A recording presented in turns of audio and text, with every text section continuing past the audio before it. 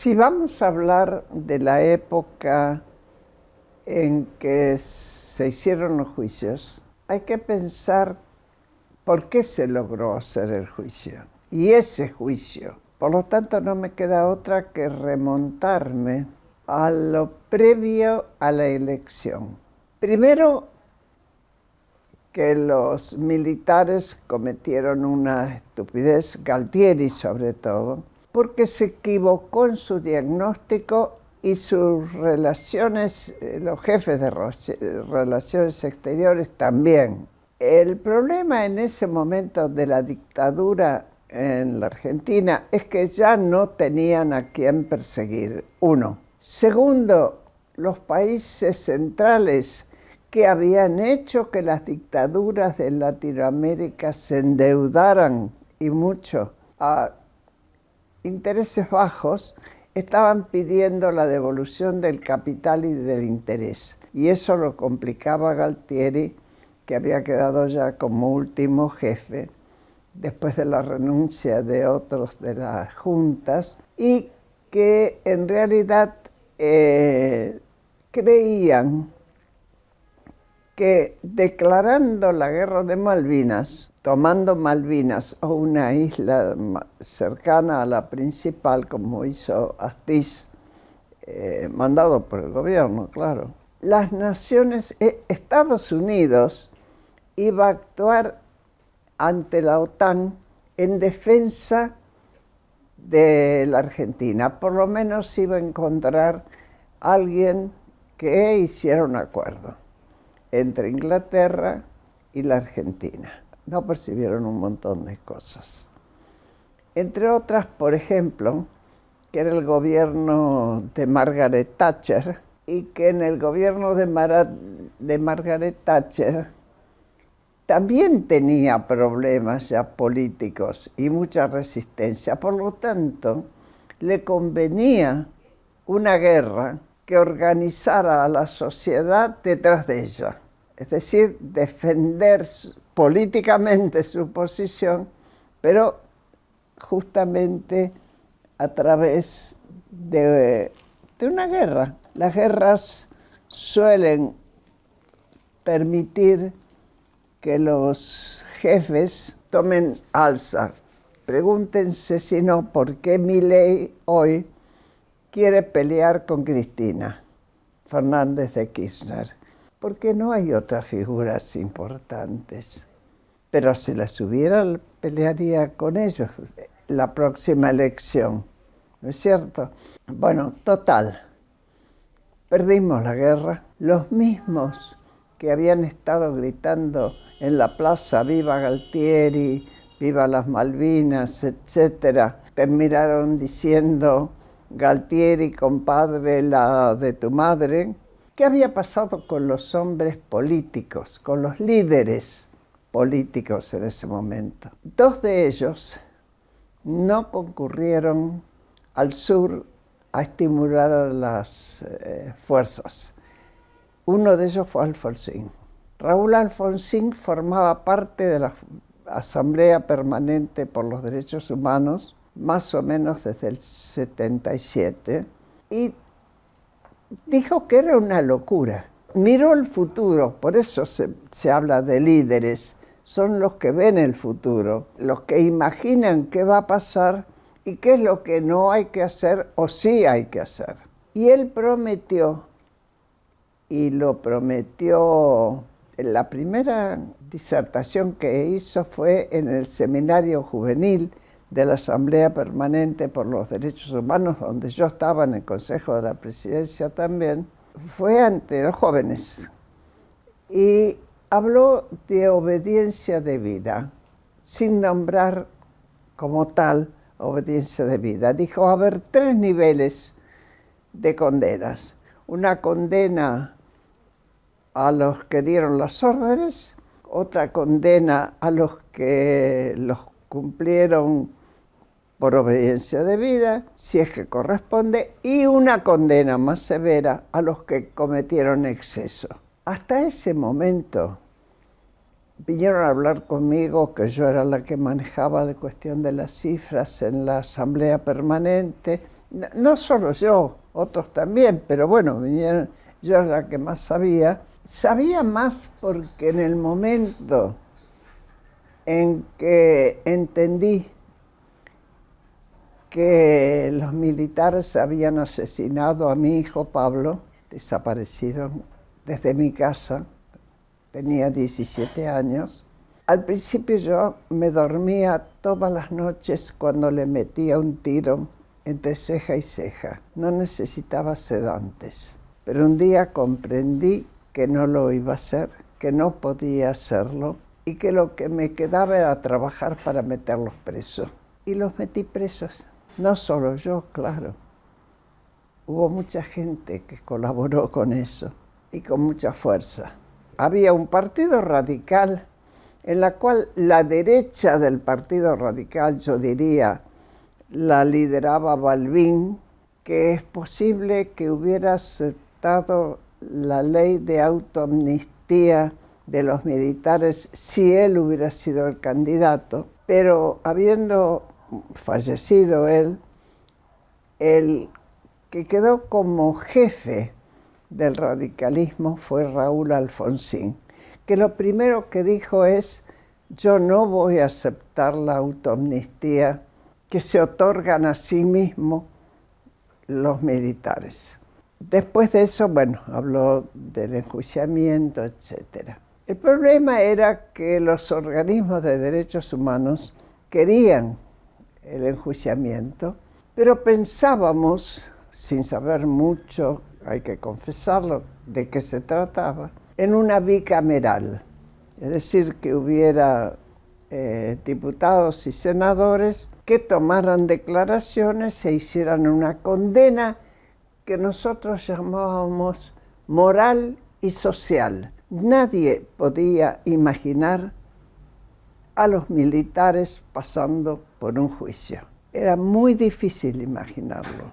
Sin embargo, se logró por muy distintas razones. Alfonsín no quería que los militares pasaran por esa situación. Por otro lado, quería que terminara pronto toda la historia militar por el peligro del poder que tenían los militares y que demostraron tenerlo. Y además porque tenía él dos deudas. Una deuda era en sangre, pero la otra deuda era económica. Y tenían que hacer un programa económico que sacara al país de la situación en la que estaba y que había ingresado. Quienes hoy miran para atrás, los economistas más jóvenes y todos, empiezan a pensar cuándo empezó Argentina a retroceder económicamente y marcan el Rodrigazo. Era en la época de Isabel Perón. Alfonsín tenía esas dos obligaciones ante su pueblo. Firmó varios decretos. En un decreto determinó el enjuiciamiento de las Fuerzas Armadas y se lo encomendó al Tribunal Supremo de las Fuerzas Armadas, que siempre tienen uno para juzgar la inconducta de sus participantes. El otro decreto fue el enjuiciamiento a los jefes de las fuerzas guerrilleras. De hecho, mucha gente ignora, y otras lo olvidan, que Firmenich estuvo 7 años preso y salió antes por un indulto de Menem, pero cumplió prisión, y no solo él, también Gorrearán Merlo, también Perdía, también García D'Aleo y otros, que fueron juzgados. Es decir, iba cumpliendo sus promesas, pero al mismo tiempo, para la investigación de dónde estaban los desaparecidos, que era la gran pregunta, de los cuales la Asamblea Permanente por los Derechos Humanos tenía una lista que llegaría a 5.000, con nombre, apellido, fechas, habeas corpus presentados, todo demás. ¿Dónde estaban? En fosas comunes, en cementerios. ¿Qué había pasado con ellos? Se corrían 1000 rumores. Entonces conforma un grupo de notables para que investigara qué había pasado. Yo no me voy a acordar ahora el nombre de todos, pero sí me acuerdo de Magdalena Ruiz Guiñazú, que fue la primera periodista que se atrevió por radio de hablar de desaparecidos. Estaba también, bueno, Hilario Fernández Long, que era un ingeniero, Colombres, un epistemólogo, Klimovsky, Gregorio Klimovsky, 3 diputados que eran radicales porque en realidad se les había ofrecido a los peronistas que también lo integraran o a gente de otro partido y nadie quiso hacerlo, así que pusieron 3 diputados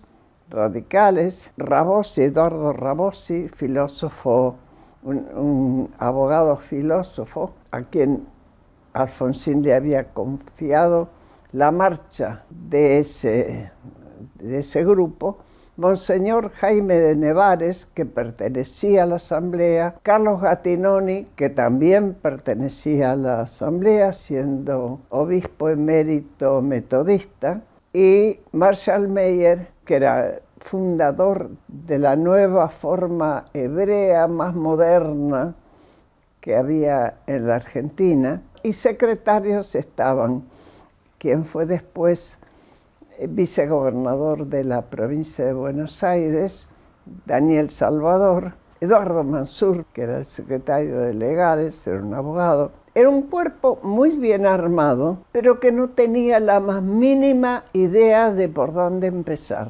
Apenas se la nombró, la gente fue en avalancha, mucho más de lo que había ido a los organismos de derechos humanos. ¿Por qué? Y porque estábamos en democracia, porque había un llamado desde el gobierno y porque confiaba en esa gente. Ahora, ellos mismos se pasaban los papeles, se horrorizaban de lo que leían y no sabían qué hacer con eso, más los casi 5.000 testimonios que yo pedí que se fotocopiaran en la Asamblea Permanente por los Derechos Humanos y se enviaran ya como base de acción. Por cierto, al principio se usó para entrevistar a los que venían como documento central los documentos que tenía la Asamblea, los cuestionarios que tenía la Asamblea. Por mi parte, yo en la Asamblea había encontrado un sistema, el único que podía tener. Yo había estado en Europa, sobre todo para averiguar, porque había exiliados que conocían a mi hijo y eran de la misma escuela, para preguntar si Pablo realmente tenía o había tenido un compromiso político. Me dijeron que no, después averigüé mucho más acá y no. Sí formaba parte de un grupo que había sido de la Juventud Guevarista, que pertenecía como brazo joven al PRT, o Partido Revolucionario del Pueblo. El ERP, que tenía la parte armada, y el PRT como parte oficial. Mi sistema en ese momento, en la Asamblea, con lo poquito que yo traje de testimonios de gente que se había exiliado afuera y me dio algunos datos, fue poner como centro de atracción un centro clandestino. En nuestro caso, del que teníamos más datos era de la ESMA. De los datos que yo traía, ¿quiénes habían sobrevivido a su secuestro en la ESMA? Los poníamos en una fila y poníamos fulano, mengano y sutano. ¿A quiénes habían visto secuestrados ahí y que sabían que los habían matado después? Perengano y mengano, y lo ponía en esta lista. Y en otra tercera lista, ¿a qué oficiales habían reconocido, aunque sea por el sobrenombre? A quienes torturaban, quienes llevaban, y los poníamos en otro lugar. Así empezó la investigación, con muy poquito, muy poquito. Cuando empieza la CONADEP, Monseñor de Nevares, que era muy amigo mío, Jaime, y a quien yo iba a buscar con mi auto todos los martes porque había reunión, él era obispo de Neuquén y había reunión todos los martes de todo el día de la comisión, me dijo: Graciela, vas a tener que hacerte cargo vos, porque nosotros si no vamos a terminar diciendo que los buscamos y no pudimos encontrar a los desaparecidos. Bueno, yo le pedí, primero le dije que no, porque la posición de los organismos era otra y por lealtad a esa posición seguía sosteniendo la bicameral, pero después en casa lloré 2 días seguidos. Se me pasparon las mejillas de tanto llanto, porque me sentía todo. Sentía el dolor de mi hijo, me sentía muy tironeada por algo que era lógico.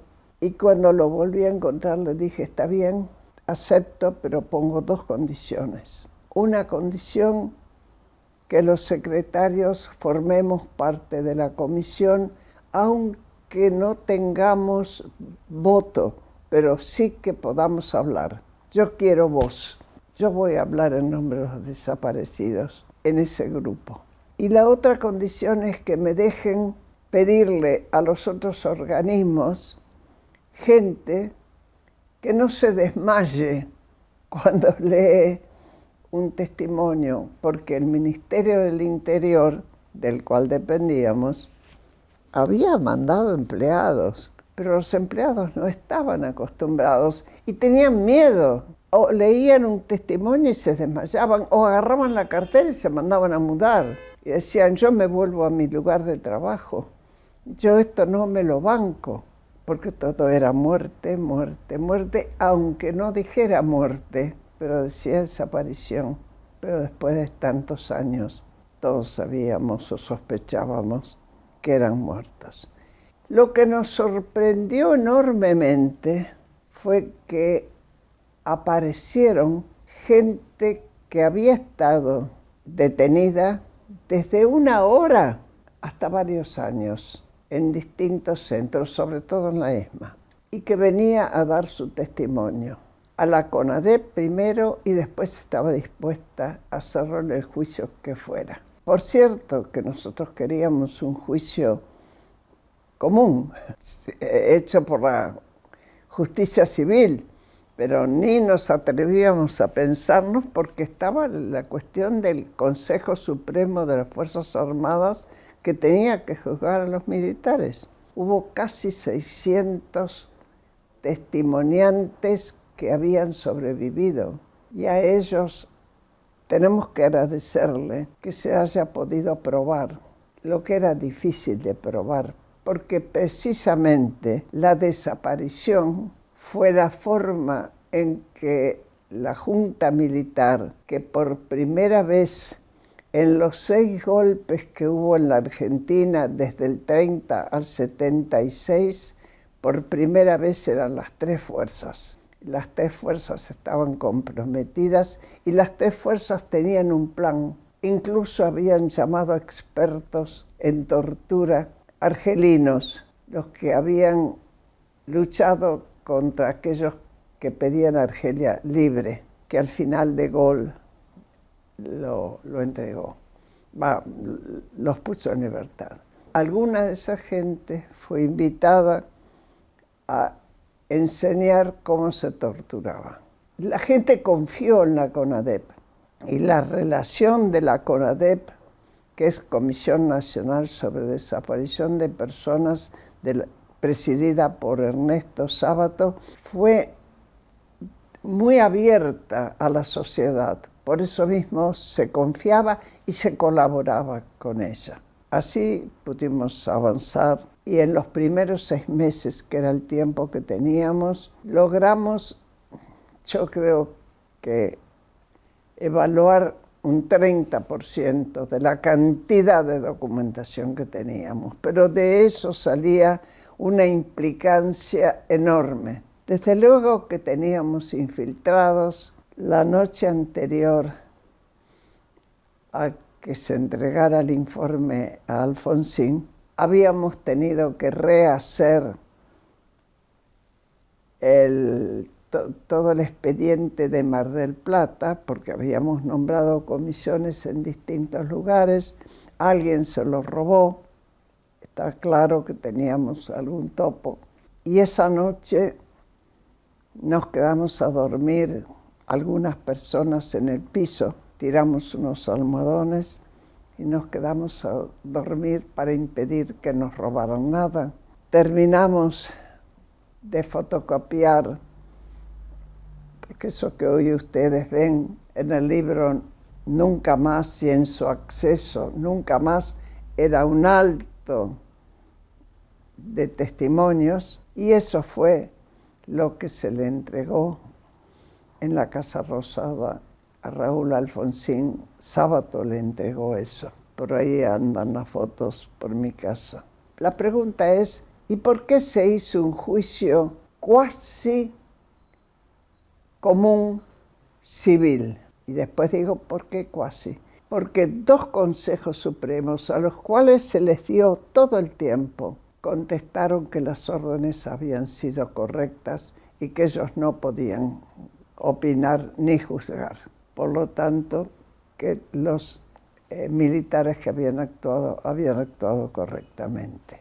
Después de eso, la Cámara Federal estaba lista para hacerse cargo del caso, pero habían estudiado enormemente porque no había ningún antecedente en el mundo, y no lo hay. Sigue siendo excepcional un juicio hecho por el mismo país y por las fuerzas civiles a militares que llevaron adelante una acción tan terrible, una dictadura tan sangrienta como fue la nuestra. Empezó el juicio, pero con unas condiciones, porque no había habido juicio militar, pero a pesar de ser juicio civil, tenían que seguir las reglas de un juicio militar. Ustedes habrán visto en alguna película o en alguna serie o algo que el doctor Estracera se quedaba dormido, que era el fiscal, y es porque se quedaban dormidos muchos, porque una vez que empezaba una sesión, hasta que no se terminaba, que podía ser al día siguiente, no se la daba por cerrada esa sesión. Al día siguiente se empezaría con otra. El juicio era público, se podía ir. Los militares tuvieron defensores pagados por las Fuerzas Armadas de los mejores estudios que había, que una de las cosas que presentaban en queja es que se quedaban dormidos. Bueno, les decían, escuchen, las reglas son iguales para todos. También los jueces tenemos sueño. Es bueno leer un libro de Ricardo Gil Lavedra sobre el juicio. Él detalla los entretelones y es muy interesante leerlo en todo caso, si pueden. Ya van 2 recomendaciones: el juicio a los 7 de Chicago y el libro de Gil Lavedra sobre el juicio. El juicio terminó, por supuesto no dejó a nadie conforme el resultado. Las condenas se matizaron. Nosotros queríamos condena por toda la vida para todos. Nos parecía que la responsabilidad era igual para todos. Y había una modificación que se había hecho en la ley que había ido al Congreso, porque no se olviden que ya estábamos en un momento de democracia. Realmente todavía teníamos el problema con los militares, que no es que tal vez quisieran recuperar el poder, o sí, no lo sé, pero en todo caso usarlo, sí, para impedir que lo juzgaran, ¿no? Durante todo ese juicio, lo que primó fue que nos animáramos a ir a los lugares que habían sido identificados, acompañados por aquellos que querían ir, los testigos sobrevivientes que se animaban a ir para que reconocieran el lugar. A veces se hacían vendar los ojos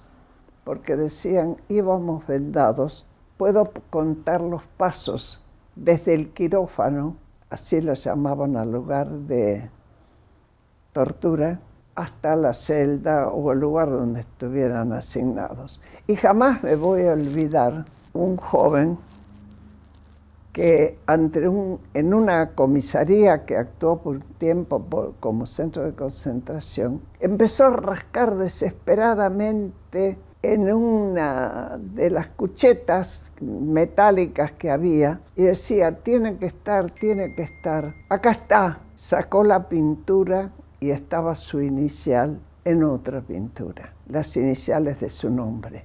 Acá están, ven, acá yo puse las iniciales de mi nombre. Es decir, íbamos encontrando cada vez más elementos. Se creó la Comisión de Antropólogos Forenses, que después trabajó en todo el mundo y también en Malvinas, identificando cadáveres. En realidad se creó después que se terminó la CONADEP. La CONADEP tuvo que pedir una prórroga para poder escribir la síntesis de lo que habíamos averiguado. Lo que pedimos, pero a todo el mundo, es que no pusieran ningún adjetivo, que describieran los hechos sin adjetivo, lo que había ocurrido.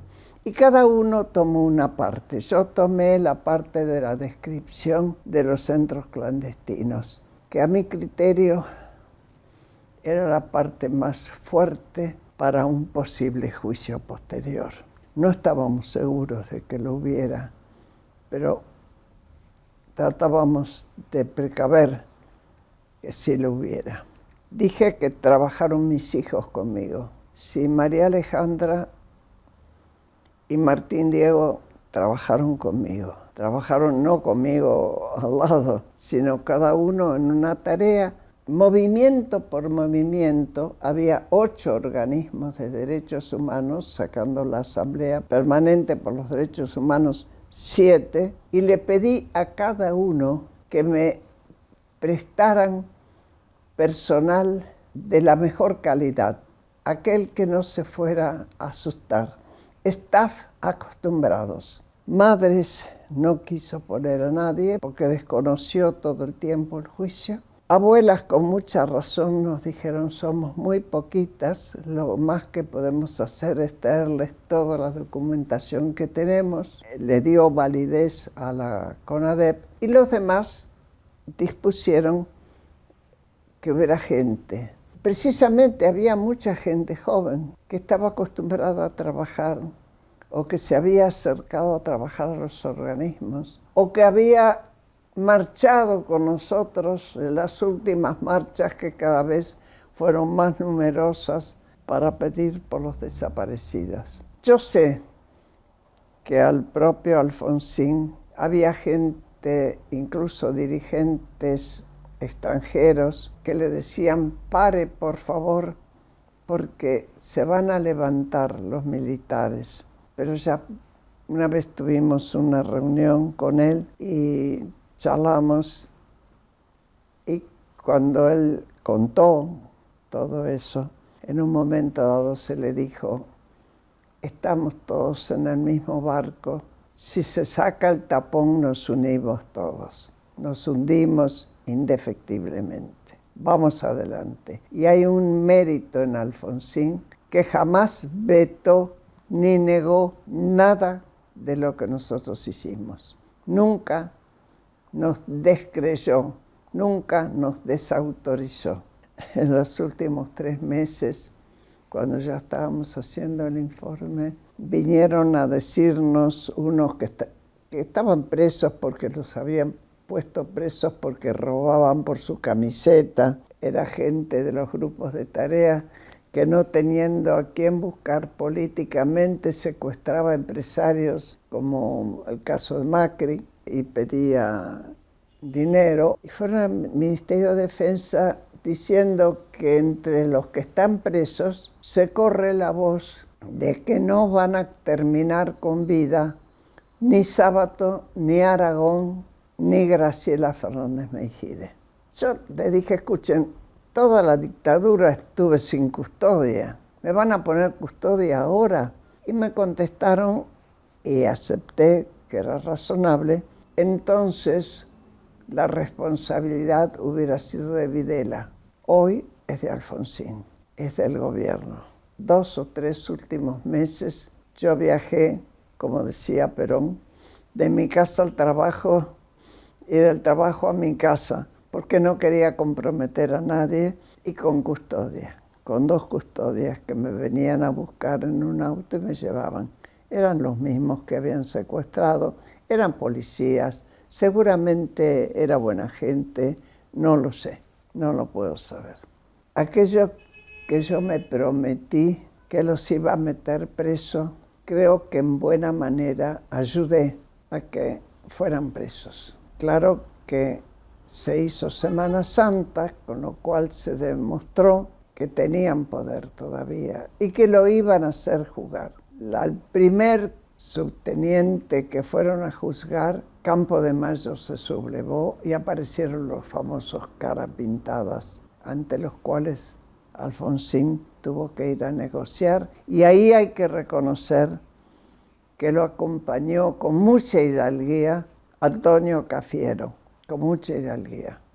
Yo tenía mucho contacto con organizaciones de derechos humanos de Chile y muchas veces viajábamos a encuentros en Chile y también en Bolivia. A un encuentro que fuimos de 2 días, íbamos un abogado de la Liga Argentina por los Derechos del Hombre, un abogado del CELS y yo.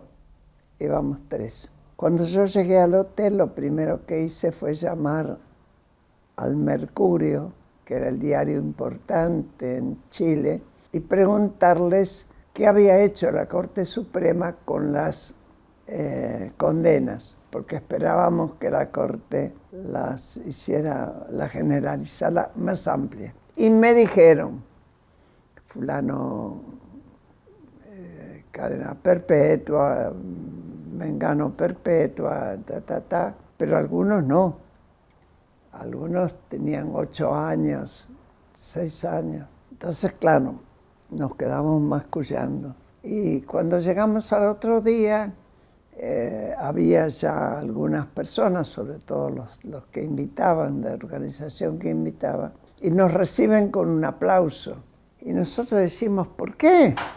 Pero ustedes vieron lo que salió en el diario, vieron el resultado. Bueno, pero me decían, empezamos a protestar y nos dijeron, argentinos tenían que ser, nada les viene bien.